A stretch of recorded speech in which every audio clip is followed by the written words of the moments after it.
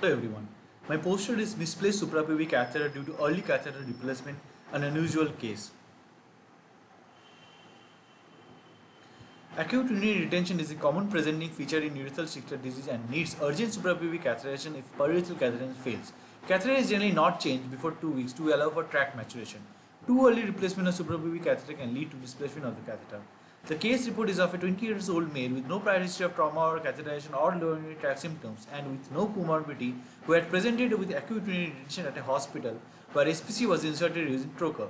2 days later, catheter was blocked and the SPC was changed and the patient was discharged. Soon after, he had developed lower abdominal pain, distension, vomiting with decreased urine output and was rushed to our institute. He was found to have raised serum urea and creatinine.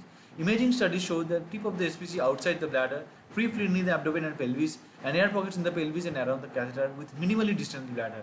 The associated CT scan pictures are shown here. The patient was taken up for exploration under anesthesia. Intraoperatively, the catheter was found in the pre-vesical space with fluid around it. SPC was placed in open method. Dye leak test confirmed the absence of leak.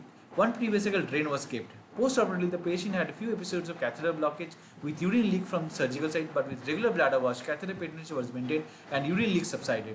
Post-operatively, blood testing showed normalized serum urea and creatinine values. The pre-vesical drain was removed on post-operative day 7. The patient was discharged on post-operative day 15 after uneventful observation for 4 days.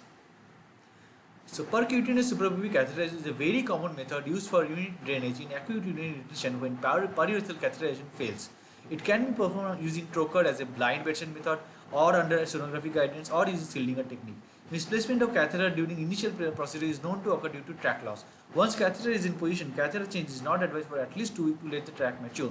If needed, such replacement shall be done within first 2 weeks under only the person who had done it initially, and it should be done very quickly and correctly lest tract loss can occur.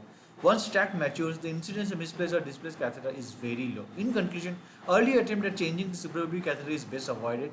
Regular thorough bladder wash should be given in the early days to resolve as well as prevent catheter blockage. Thank you.